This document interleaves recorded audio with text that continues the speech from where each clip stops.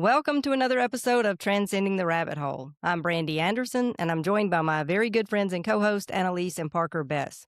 Today we're exploring Gnosis, the idea of direct inner knowing, the kind of knowing that doesn't come from a teacher or a system, but from something deeper. The early Gnostics wrote about it as something already within you, something you don't need to be given. It's no surprise their teachings were suppressed, which raises some very interesting questions about authority and truth. Annalise and Parker, it's a privilege to transcend this rabbit hole with you guys. Hey, Brandy, great to be here. Thank you. Yeah. Yeah, I'm excited about this one. Yeah, me too. It's going to be a fun conversation. I thought maybe we could just get started with the word gnosis itself. So, for anybody who may not be familiar, it's a Greek word and it means to know. But it isn't the kind of knowing that you get from a book or a teacher. It's the kind of knowing that comes from direct experience, where something becomes obvious to you from the inside, like it's an intimate knowledge of something. It's the difference between knowing facts about someone and actually knowing them in an intimate way. John 17:3 says eternal life is to know God, and it's the same word. Like when we intimately know God, like Adam knew Eve and she conceived a child, we experience eternal life. Head knowledge has no transformative power. We can know all kinds of things about God. We can know what Scripture says, know the doctrines, the theology, the liturgy, but none of that matters if we don't have an experiential knowing. And we can say we believe all sorts of things, but until we have a direct knowledge of something, we won't live as though it's true. This is why so many people in church say one thing and then do another. Having concepts without gnosis is just information, and that does not lead to actual transformation. And I personally came from a Christian background, had Bible class in school. I was taught the typical things Christians are taught, but it just never really resonated. And it was just information. And then I had an experience that shifted the trajectory of my life. And I went from not being sure if God even existed to knowing, like no doubt, just deep down knowing that the divine was within and without. I experienced the divine directly. So that's the difference. It's just a shift from concepts into a direct kind of intimate knowing down deep in your core. So what about you guys? I mean, like, what are your thoughts on what it means to have that kind of direct knowing of someone or something? Yeah, I think that's very well said. Amen. I didn't know gnosis was even really a concept until I had an experience myself during a psilocybin medicinal mushroom healing of a chronic pain autoimmune condition. And when I came out of that, I was super confused because what I now knew didn't line up with the beliefs I had inherited or been taught or learned in church. The beliefs I was taught were the correct beliefs if you follow Christ. Um, the God that I was reunited with was nothing like the God that I had been raised to believe was God, which is that, like we say, that Zeus in the sky figure. um, so after I came out of that, my ground was pretty shaken. And I was led to the Gnostic texts, the Nag Hammadi, which was found in 1945 in Egypt. And it was all the information about reality and the walk of incarnation, just being the whole thing. It was everything I needed to know that I had never gotten to know before, but I had experienced. And so that really, really helped me. Um, but yeah, I just echo what you said. Gnosis is something you know from within because it was programmed by your creator to know, not something you learned from a book or from a seminary class or anything like that. It far transcends it. And when you feel it, when you know, like that old saying, when you know something at the spiritual level, nobody can change your mind. And that makes you really powerful. And, institutions don't like that. So there's a reason we're kept from any kind of gnosis. Mm. Yeah. Yeah, I Well, mean, I think, Gnosis is what Brandy and Annalise have been saying. It's not something that's learned. It's something that you experience. And, you could kind of look at it like this, like a lot of people know what love is, but maybe you don't know really what love is because you've never experienced it, but you know about it. You read it in books and you've seen movies, but to know love, you would experience it, right? So it's kind of like that with Gnosis and intuition kind of like locking arm in arm, I would say. It's you really start to receive downloads. I call it downloads. You receive intuition drops, from your higher self or even from like you know, just from somewhere else. I'll say Yeah. that. And, Yeah. I think that's what Gnosis is. You're connecting back to source, back to the universe. And when you do that, a whole lot more to the world opens up. But it's kept hidden because, when Rome was empowered during the Dark Ages, they really wanted to stamp out anything that was heretical to their beliefs and consolidate all the power they could. So you know, Mhm. that's Yeah. my explanation of that.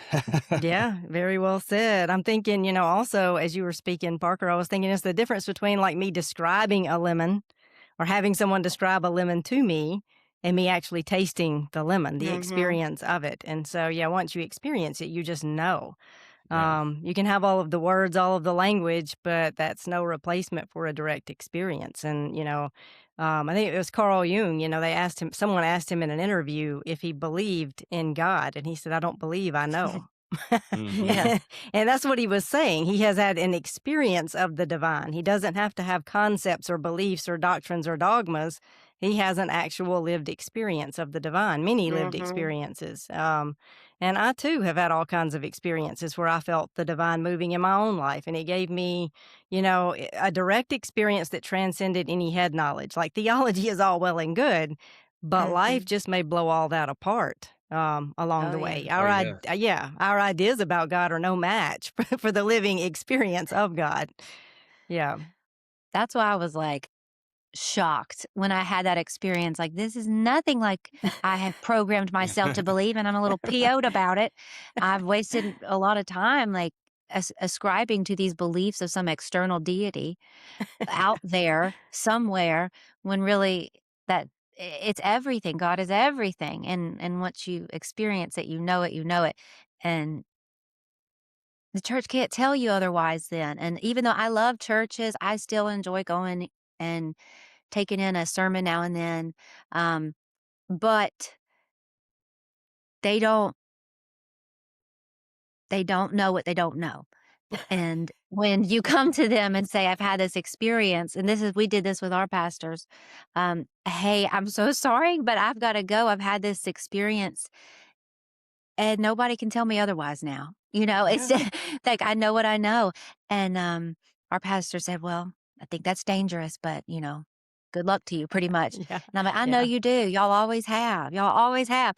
You've been back in the, early days of early Christianity, people were being hunted down and burned for knowing these things and having Mhm. gnosis, so even sharing about these things is really crazy, but here we are. Um, so it's a powerful thing, and it's not woo and it's not unattainable. It's just not what the system taught you. Yeah. Yeah. I mean, this stuff about Gnosticism or the books that were left out of what your canonized Bible is today, it came from what Annalise was just saying, the old church, like the church from the dark ages, wanting to stamp out anything that wasn't them. Because if they could do that, then everything has to fall in line under them.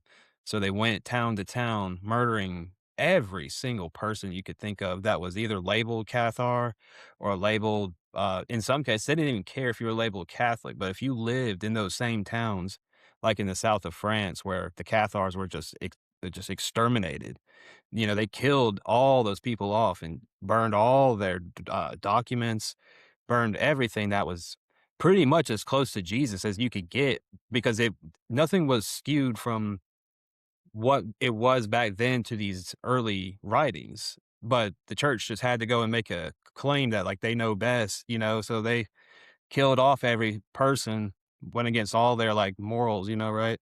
Killed off everybody and then came in, stole their land, burned all their documents just to stamp them out of history. And those people are the ones who recorded all this Gnosticism, quote unquote Gnosticism stuff, and but you know what? It was survived time. They found these documents no matter what. And that's what's so crazy because it kind of just, they thought they stamped it out, but it all came back around like 2,000 years later to where it's just spotlight's back on you now. It's just, it's a lot. It's crazy, but Look at Yeah. people's spirits too. They thought they've stamped out this remembrance, but you can't. Like that's what's so cool is you can't do right. it because Yeah. it's embedded in your organism to remember your source and Yeah. your creator and who you are. So not only did these texts survive all about this, but that remembrance survived despite the bajillions of dollars of propaganda and wars and brainwashing to prevent it from surviving. Yeah. And I'll say this too. It's like two different things with practically any religion you look at, with like Kabbalah and Judaism, which is the mystical and the religious, or you have like Christian and then you have Gnosticism. Like that's the mystical spot of Christianity, or mystical meaning different than the church. Mystical meaning God lives within you, not outside inside of a building.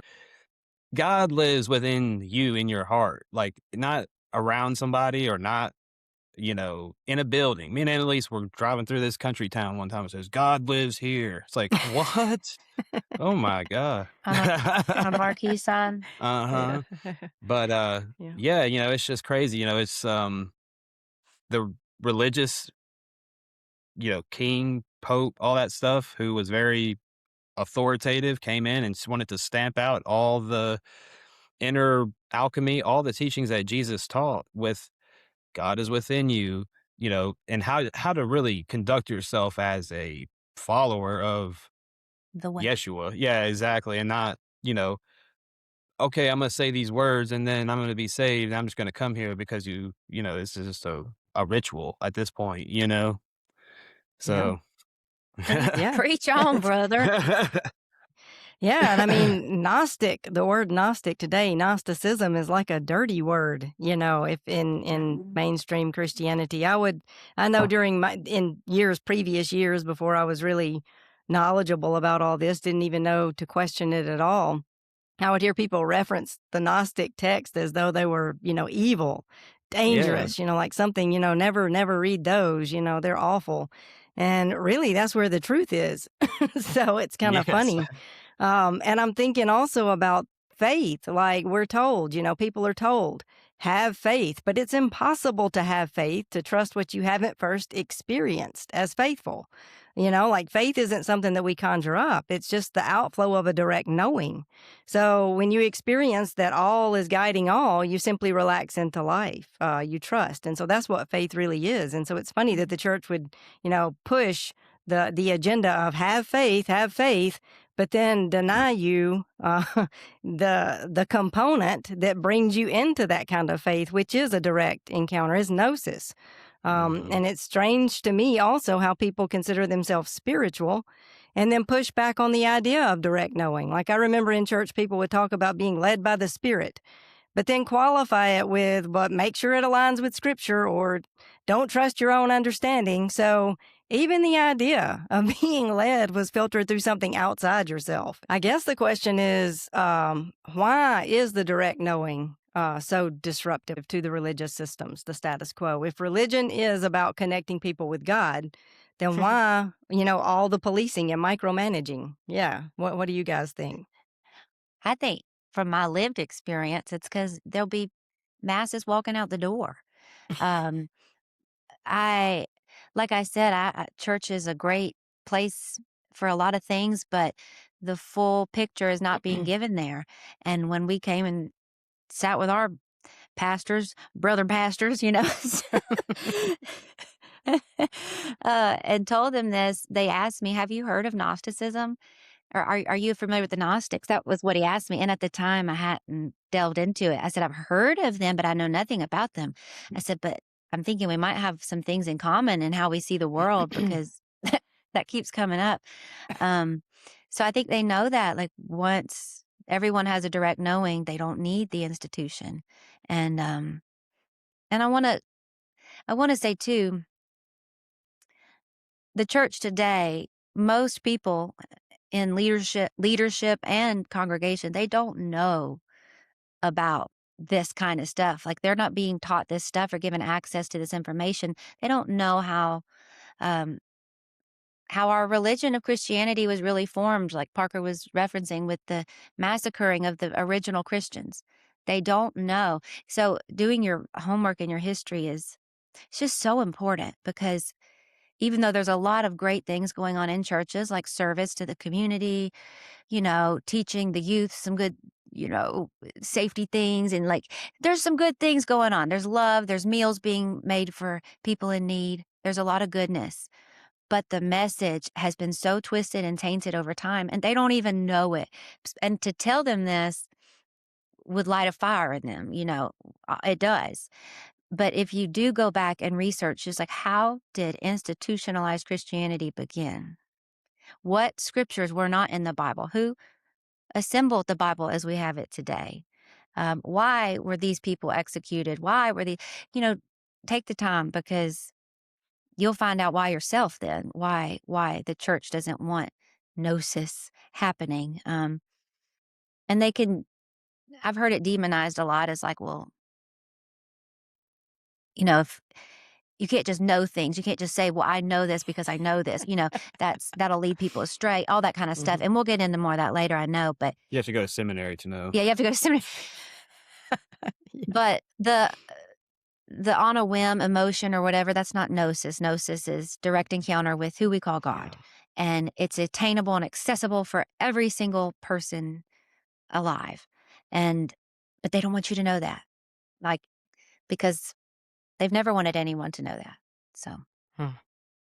Yeah, I agree. I think that a lot of the religious factions today, pretty much all of them, I'd say, they kind of just take their orders from, we'll just call it the old world. I mean, think about it. It just goes back to like, you know, Baptist, Methodist, goes back to like Protestantism, and then you got go back to Martin Luther, and then from Martin Luther you go back to the Roman Catholic Church, which is where we're literally talking about right now.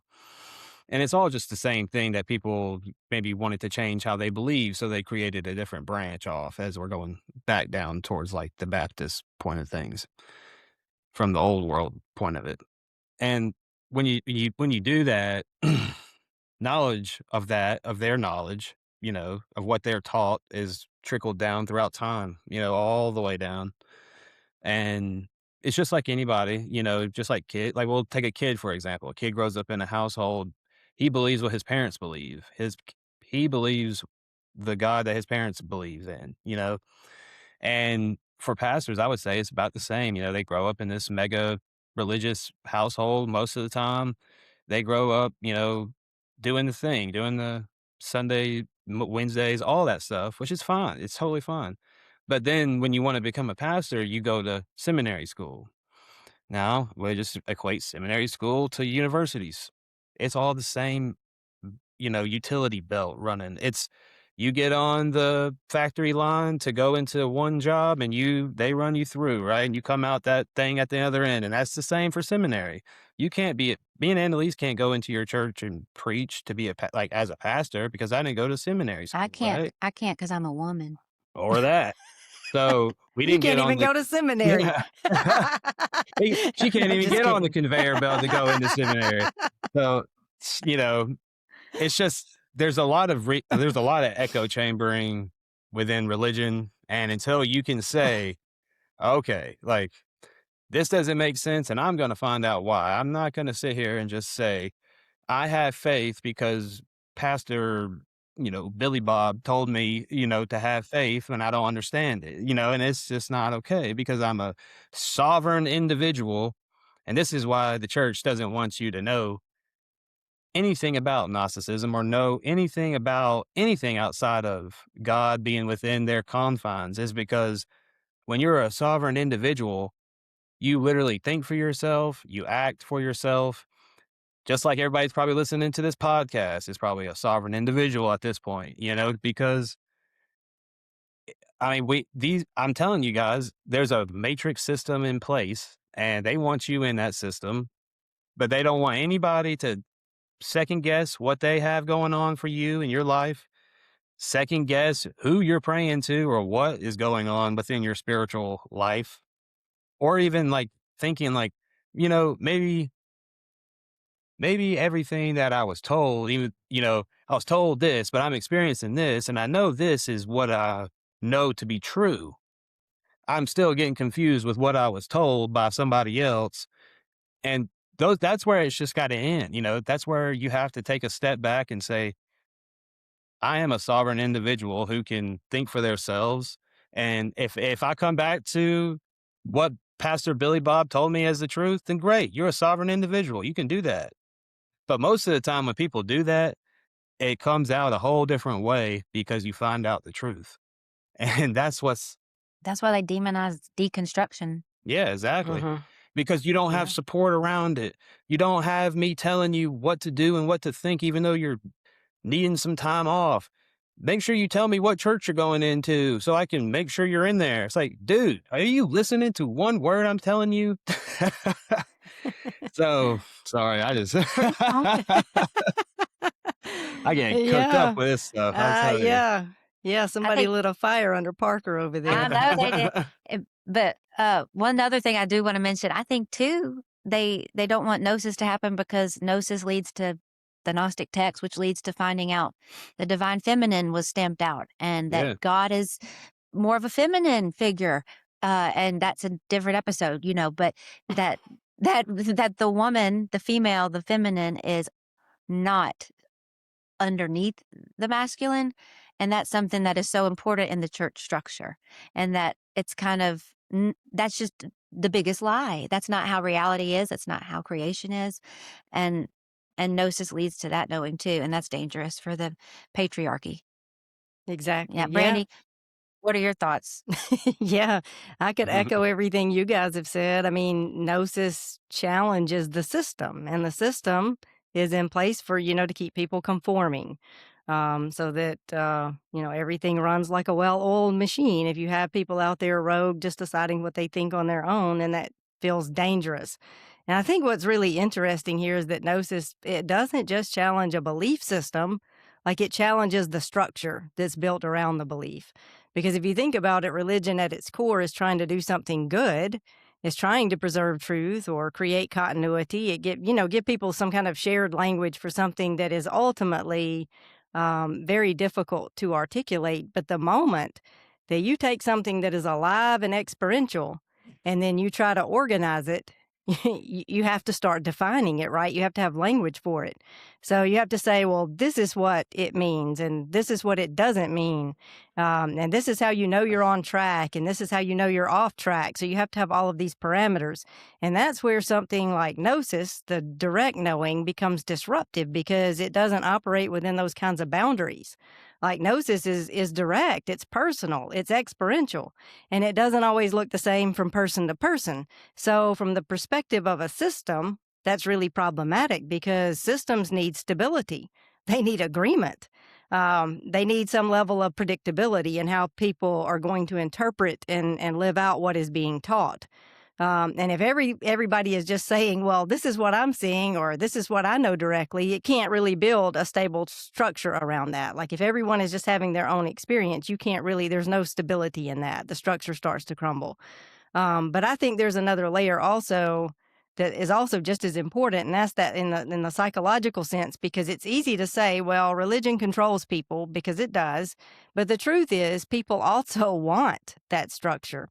And Yeah. I think there's a real comfort in being told what's true. There's a safety in having something external to orient yourself around. Like direct knowing sounds freeing, but it also comes with a huge responsibility because now it's on you to discern.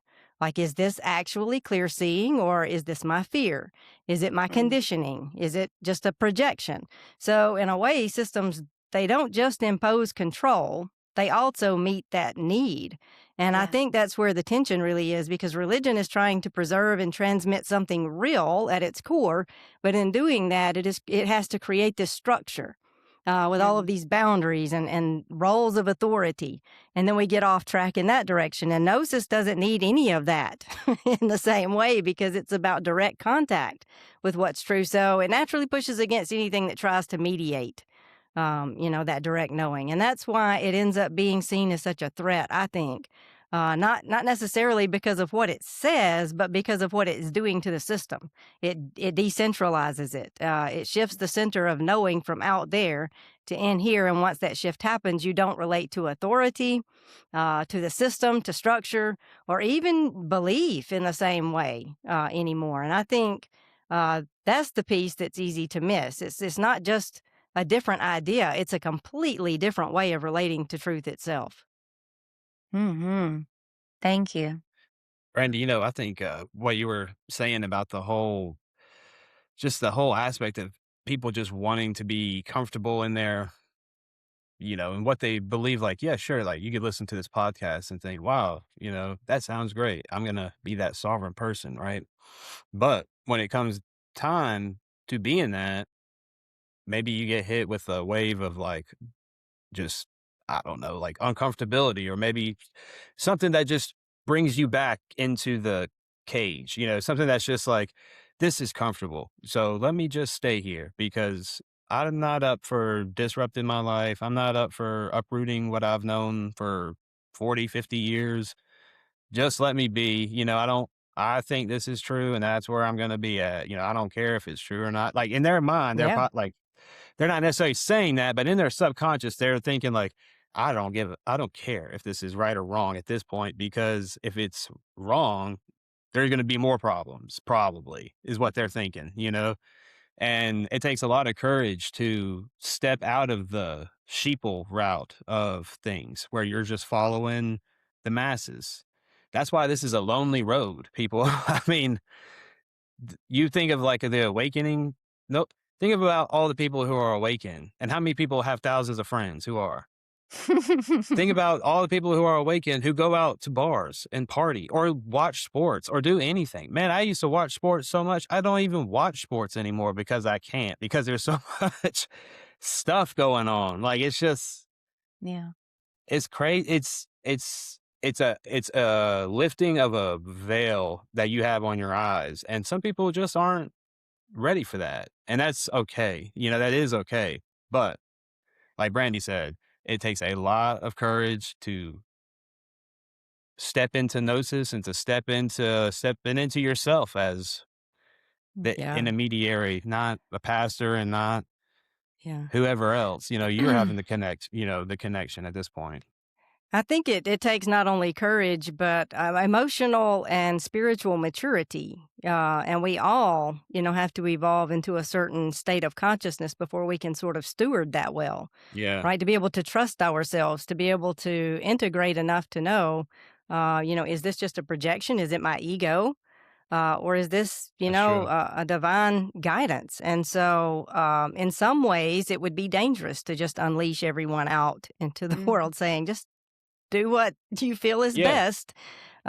So yeah, it's a delicate balance for sure, and it does take courage because there is that sense of, like you were saying, Parker, that sense of safety and stability and what you've been programmed with, conditioned with from from the jump.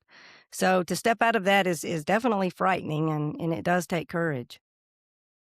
I say, that certainty feels so soothing. Certainty and systems are so soothing and they're so safe, um, but then, like y'all are saying, not everybody should be leading themselves at this point in time. There are people who they need a guide. They need somebody to say, "Hey, here's what." I get people all the time on TikTok in particular comment like, "Just point me to the truth. What's the truth?" Because everybody says they have the truth, and like I'm just so tired of searching for the truth. What is truth? There are people who are just so searching. Like, I want to do the right thing, but everybody says the right thing is a different thing. And the whole thing with Gnosis is it's so simple. It just comes down to love. Like God is all is love, love all. It's so mystical, but so simple.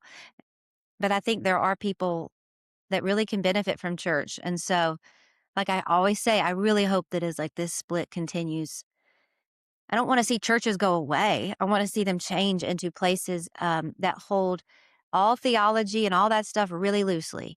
And the only thing that really matters is like, I am here, I'm loving. I am trying, Mhm. what I believe about certain theologies doesn't matter anymore. All that kind of stuff.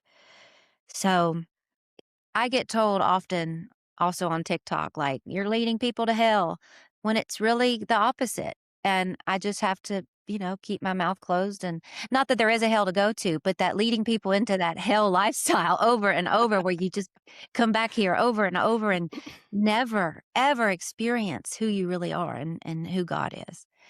So, yeah, that's my 2 cents. Yeah, Yeah. uh, I think that the ancients knew about Gnosticism, obviously, and Gnosis, and more or less, we'll talk about the Gnosis part because, like, when like secret societies were more or less like neutral, there weren't any kind of agendas going on. They were the ones who were preserving all of this Gnosis from, you could say Atlantean times or just way, way, way, way, way back. Just they're the ones who recorded it and preserved it, and they are the ones who chose who were the initiates to receive this Gnosis, for a long period of time. And, that was before Jesus and then or Yeshua, and Yeshua came and he tried to explain it the best way he could for free to everybody. And a lot of people just kind of took what he was saying as, I guess the institutions took what he said and changed it into what it is. But he came to teach Gnosis in general, which is God lives within you. You are more like Jesus or Yeshua than you realize, and you can do miracles just like him. And he says you could do them better. That's what he said. If you came into Gnosis and came into your higher self on this earth, like he did, or that's what he said, right? So, I mean, I guess you would Yeah. have to obtain that Gnosis to get to that enlightened point to be able to do that. So I think it just became Gnosis is a cuss word when nobody knew what they were talking about because they tried to stamp it out, all throughout history. And then, you got to realize like 1940, whatever, is when they found these Nag Hammadi scripts and started unearthing these Gnostic gospels, that said all this in that. It's a and it it's a totally it's not totally different, but it's a rely on institutions and then it's rely on spirituality and the God within yourself, which is what Jesus preached. That's what is in the Bible too. So, It's that divine teacher he left behind, Gnosis. Like, Gnosis yeah. is the story from the Bible with the flames, the tongue-shaped flames on people's heads. He left behind that light of that awareness, and, the church will frame it like, "Oh, those Gnostics, what they believed was if you just have this secret knowledge, if you just have this gnosis, this secret knowledge, you'll get to go to heaven." That's not what this is. That's such an oversimplification of it. Yeah. It's just stepping into this awareness that you always have been, you always are, you can't ever not be, but that you've been trained to forget. It's Mhm. not a unattainable secret knowledge that is your ticket to heaven. It's just Yeah. remembering. It's so simple, but the walls that the institutions have built around it make it so hard because people have then built walls around it in their own minds. Like Parker and you, Brandy, were saying, it takes a lot of courage to leave. We left and then went back because I was a mess about it. I was just sure I'd done something wrong. Um, and then we had to leave again because I found out really quickly, no, I didn't do anything wrong. I knew what I wanted the first time. And it's so scary because especially for people in the southern part of America, the church is the backbone of our society. So when you leave church, it's not just like some small deal like it might be in somewhere like LA or New York City. It's it's like you have left the confines of what is acceptable reality in this society. And it's a huge deal. So it's not something to take lightly, and I commend anyone who can do it. It's, it is a lonely road, but I'm thankful for Yeah. this community that we've built here. Yeah. I think also there's something to be said for the system is internal as well. In fact, probably more so. We are conditioned internally. So you can leave the external system and still be operating within the confines of that same system internally. That's where we're stuck. I mean, that's really the work, is to have an inner shift. And that's what the knowledge is about, like the gnosis. It's, like you were saying, Annalise, the church likes to teach that it's, oh, this secret knowledge, that if you gain this knowledge, you'll go to heaven, or, you'll be saved if you gain this knowledge. It's not head knowledge.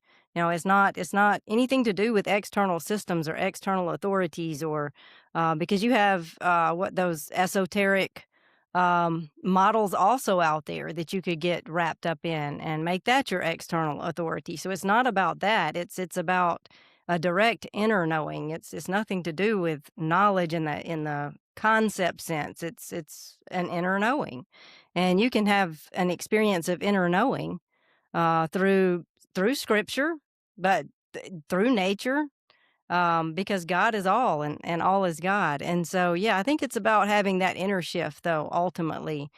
We can break free from these external systems, but if we haven't broken free internally, we'll just go out there and repeat the same patterns, the same Mhm. toxic um, patterns that we were, stuck in church. I think it's a delicate balance. Like we're all being called into a place of personal authority, that inner knowing, that gnosis, but it's a process of integrating shadow elements and maturing into someone who can navigate life through direct transmission. And just look at all the bad theology that comes out of unintegrated people. Without some kind of external structure, people like that would do even greater damage. So I say all that to say that Gnosticism isn't relegated really to the past. It's something we're maturing into. It's a sense of what we're evolving into in a collective sense, or at least that's how I see it. Collective consciousness um, has to reach a point where it's able to break free from the corrupt systems, and Yeah. be able to stand in our own authority, because that's where this whole thing is headed ultimately. Yeah. And I agree. even the Gnostics, I don't think, from what I've read, they did not consider themselves, quote, Gnostics, or they didn't Mm, consider themselves to have some religion of rules and things that they needed to believe. It was right. a total way of being, what um, It wasn't secret. experience. It wasn't it was just, Mm, it was available to all. It was spreading like wildfire. And then, you know, the institutional systems stamped all them out and started their own version. And that's what's so tricky. And what I think is the most evil thing of almost all evil things is taking all the people who want to do good and getting them so close, but twisting it just enough that they'll never, never get the peace and freedom and eternal life that they're thinking they're getting. Um, it's insidious, and mm, it needs to come down, and it will come down. I think along with all of our systems crumbling, the modern day church as we know it is going to crumble, and but that's not a bad thing because it's been built on lies, and we're over lies now. We're like society's done with it, and I believe we're gonna rebuild what church looks like. It's not gonna be church, it's gonna be something totally, it's just gonna be gnosis in a building, just no gnosis going on, in communities, serving communities, loving, sharing life together. It's not yeah. gonna be all this dogma and ritual and, trauma that it's become. Yeah, Yeah. I just had this, like, thought or download, but, I mean, like, the Cathars were killed off and exterminated, we'll just call it exterminated because that's what it was, and these people lived in the south of France. Like, this wasn't like they lived in Jerusalem. Like, they literally lived in Europe, in the south of France for hundreds of years, right? So, it must have meant something to these people to be practicing that all throughout the south of France and probably more, more like it maybe back into Belgium, or it just probably escaped than just the south of France. But to think like something from the Middle East traveled all the way to the south of France. And that must have been like a lot of religious, like, at least that, like, I guess what I'm trying to say is that belief system traveled a hell of a long ways to just be some hidden belief, back in those days. I mean, you're talking about something that transversed the Middle East into Europe, and the Roman Catholic Church couldn't handle it because it was heretical, because they were being taught something totally different than what they were trying to stamp on Jesus's words, that they had to go and wipe them out.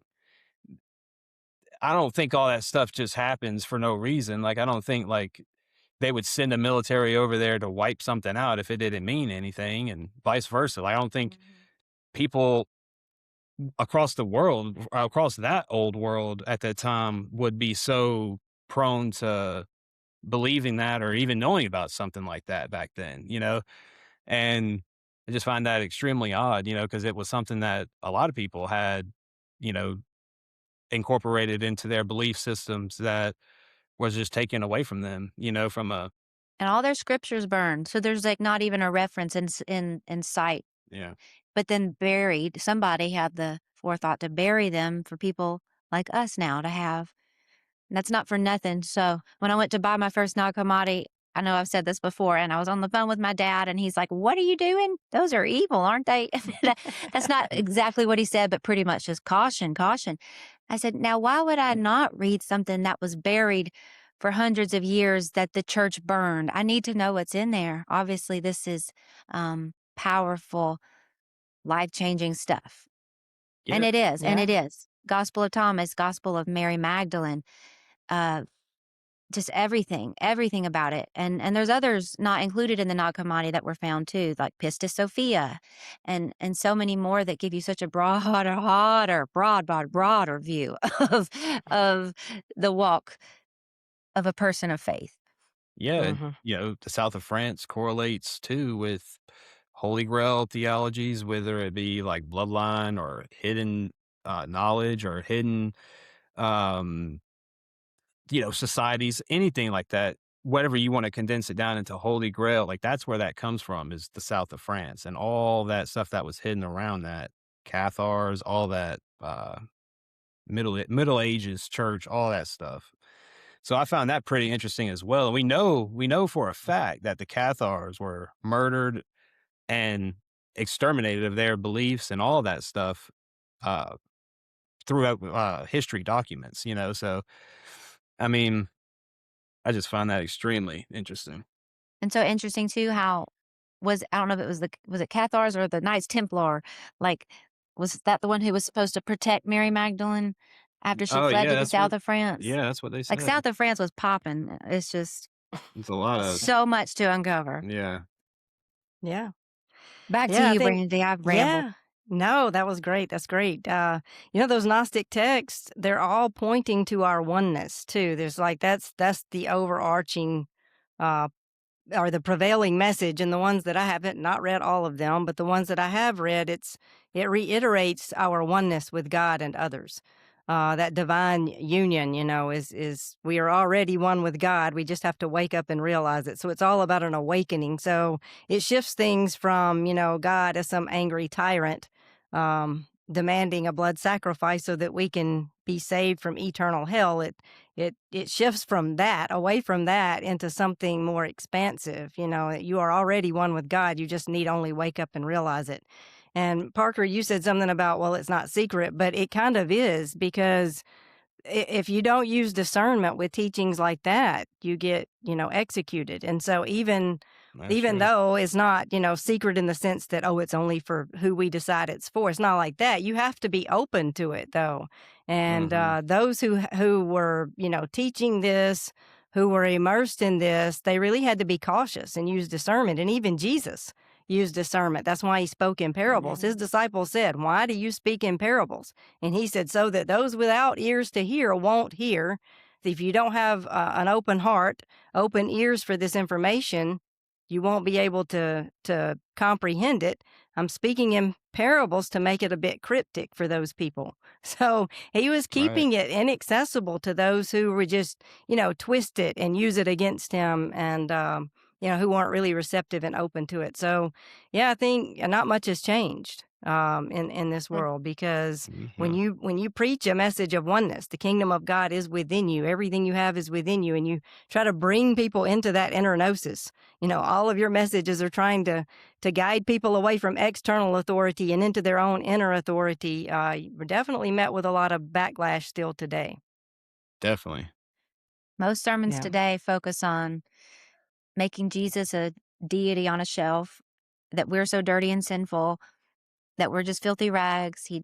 He had to die, and try to live a good life. And I mean, it's just dancing all around all the wrong spots. It's missing the whole point.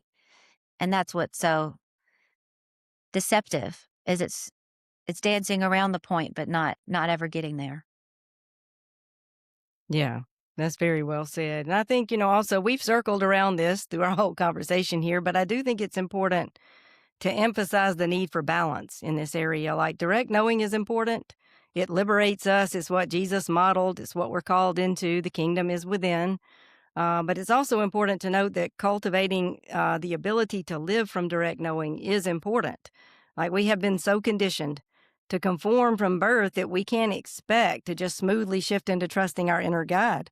We often don't even know what that looks like. Like, it feels confusing and frustrating at times. We don't know, like, what's the ego, what's truth, like I was saying earlier. So we have to kind of practice mindfulness and self compassion as we unlearn the world's way of operating. It really is an inner shift first and foremost. I mean, you can step out of the systems externally, and that will do you no good until you have that inner shift. You have to step out of the inner system that has been conditioned in you since birth.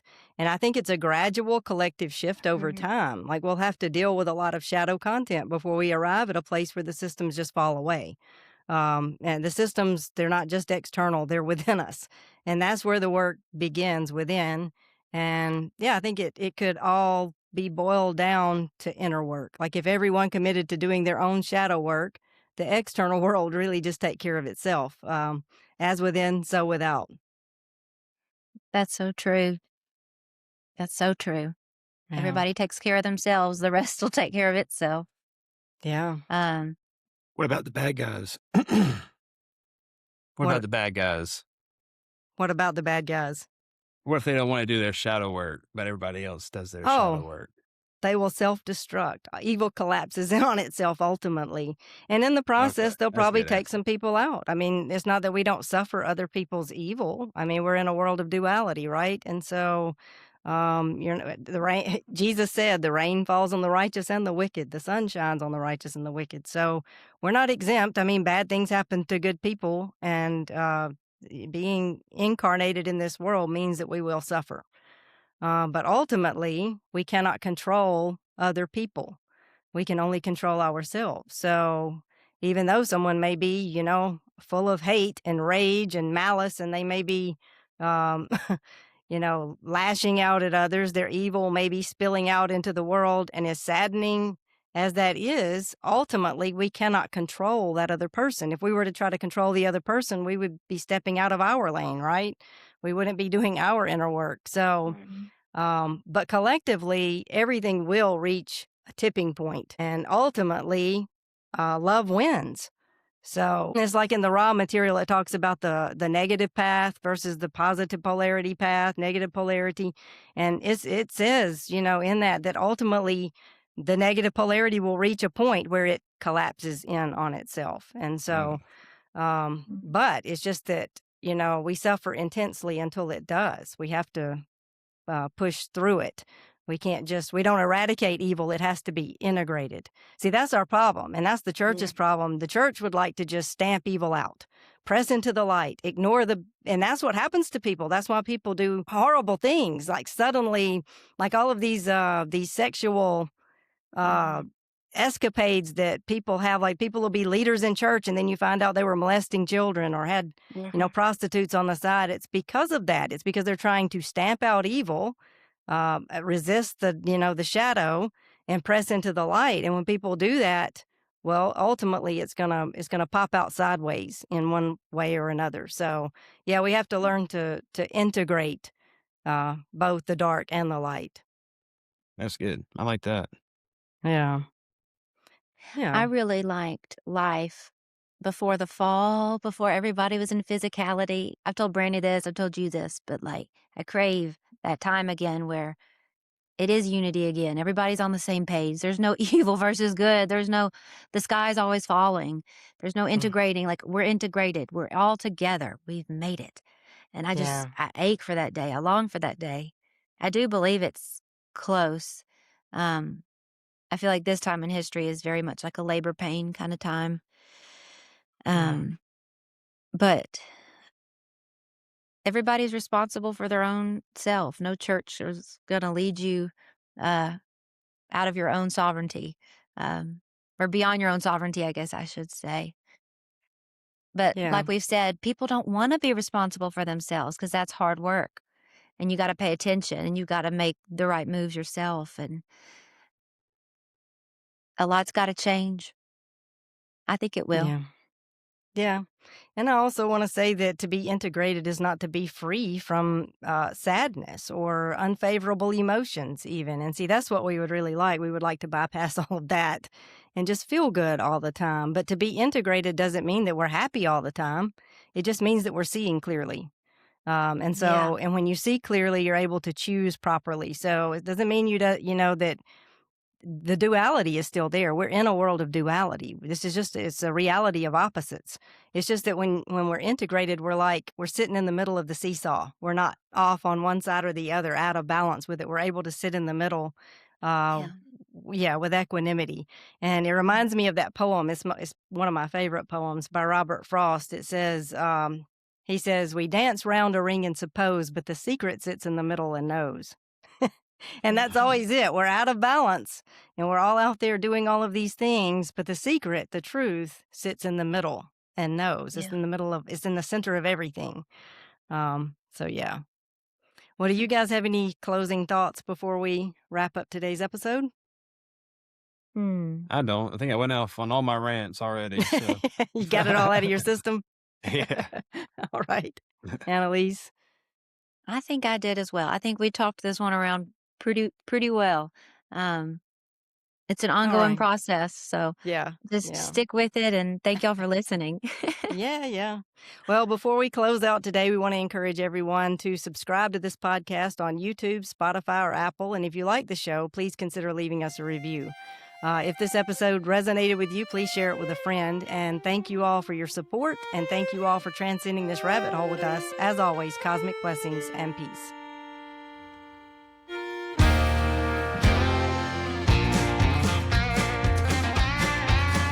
Do you ever grow discouraged by the weight of this world? Does Big Brother get you down with all the lies that he's told? Does the gloom and doom of nightly news haunt your dreams? So you scroll instead of sleep, 'cause distraction is key. But as long as there is still a sun up in the sky, I can choose to live on the sunny side. It's somewhere between burying my head in the sand and falling down the rabbit hole again. I was sleeping just fine peacefully inside my American dream, awoken when those puppet strings were cut right off. The evidence you can't ignore, sheriff call you misinformed. I know the truth, but trying not to lose my mind. I'm somewhere between burying my head in the sand and falling down the rabbit hole again. It takes a worried man to sing a worried song, and the state of humankind had me humming alone. Hello, common sense, I'm convinced we've lost our way, sold our attention to the system. Now there's power to reclaim, but as long as there's a heart beating in my chest, I will cling to hope that's true. I will cast out the rest. There's no price on peace of mind, oh, and you won't find it here. It's that perfect love above calling you near. I was sleeping just fine peacefully inside my American dream, awoken when those puppet strings